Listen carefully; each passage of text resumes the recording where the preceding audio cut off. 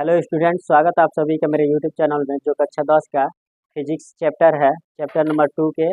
आज हम पढ़ेंगे प्रकाश का अपवर्तन के बारे में। ठीक है मेरे प्यारे दोस्तों, चलिए देखते हैं क्या है प्रकाश के अपवर्तन का डिफिनेशन। देखा जाए प्रकाश का अपवर्तन।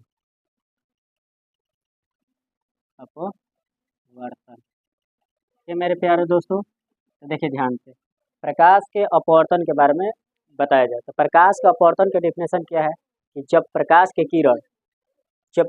किरण एक माध्यम से दूसरे माध्यम में जाती है, जब प्रकाश की किरण एक माध्यम से दूसरे माध्यम में जाती है तो प्रकाश की किरण अपने मार्ग से विचलित हो जाती है। तो इस घटना को प्रकाश का अपवर्तन कहते हैं। ठीक है मेरे प्यारे दोस्तों, फिर से जब प्रकाश की किरण एक माध्यम से दूसरे माध्यम में प्रवेश करती है, जब प्रकाश की किरण एक माध्यम से दूसरे माध्यम में प्रवेश करती है तो अपने मार्ग से विचलित हो जाती है। इस घटना को क्या कहते हैं? प्रकाश का अपवर्तन कहते हैं। चलिए देखा जाए क्या लिखेंगे। जब प्रकाश की किरण जब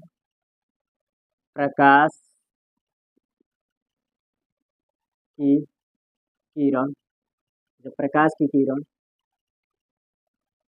एक माध्यम से एक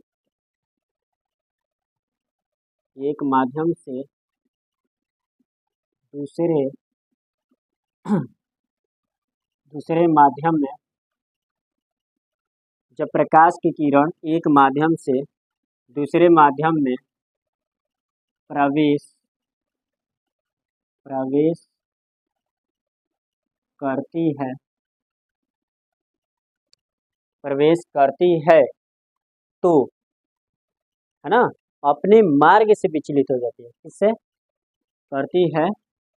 तो अपने मार्ग से विचलित होकर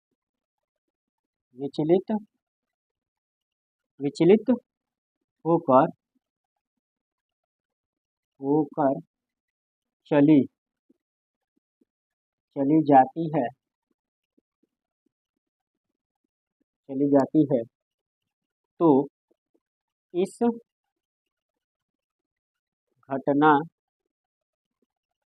घटना को प्रकाश का अपवर्तन कहते हैं। प्रकाश का अपवर्तन कहते हैं।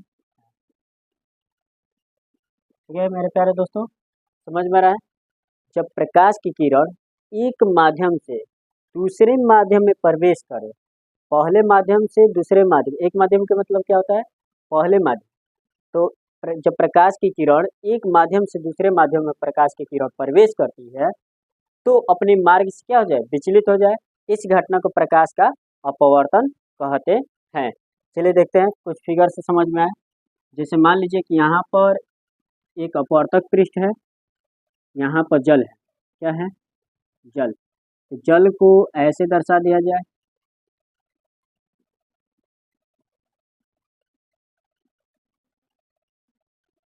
ठीक है मेरे प्यारे दोस्त। यहाँ से प्रकाश की किरण, पहला माध्यम ये हो गया, माध्यम फर्स्ट हो जाएगा,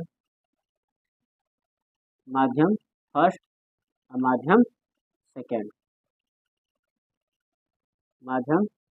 सेकेंड, ठीक है। तो पहले माध्यम से जब प्रकाश की किरण आती है, यहाँ पर अभिलंब डाला जाएगा। ये अपने मार्ग से जाना चाहिए था, इस रास्ते से ऐसे जाना चाहिए था, लेकिन ये क्या होगा कि अपने मार्ग से विचलित होकर ऐसे जाएगी। ठीक है ना? या तो ऐसे चली जाएगी और नहीं तो ऐसे चली जाएगी। ठीक, समझ में रहे हैं? पहले माध्यम से प्रकाश की किरण आई और दूसरे माध्यम में जब प्रवेश की तो अपने मार्ग से जाना चाहिए था इस रास्ते से, लेकिन जा रहा है किसे? ऐसे जा रहा है। ऐसे जाएगा या ऐसे जाएगा? ये हो गया आपका ए, ये हो गया बी, ये हो गया सी, ये हो गया डी।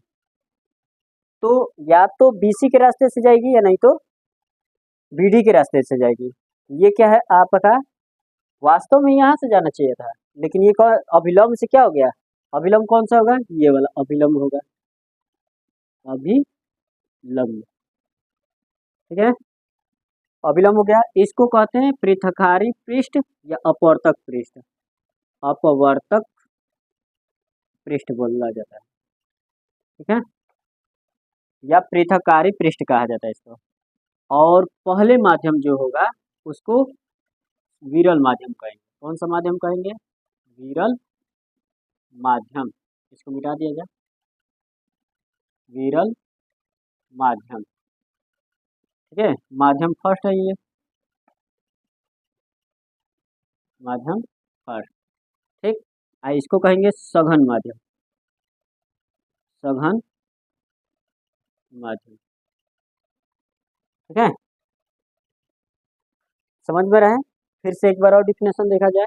जब प्रकाश की किरण एक माध्यम से दूसरे माध्यम में प्रवेश करती है तो अपने मार्ग से विचलित हो जाती है। इस घटना को प्रकाश का अपवर्तन कहते हैं। ठीक है मेरे प्यारे दोस्तों, चित्र देख लीजिए कि पहले माध्यम से ये रहा किरण और दूसरे माध्यम में जा रहा है, तो या तो माध्यम सी के, या तो बी सी की ओर जाएगा किरण, या ऐसे जाए बी और डी की तरफ।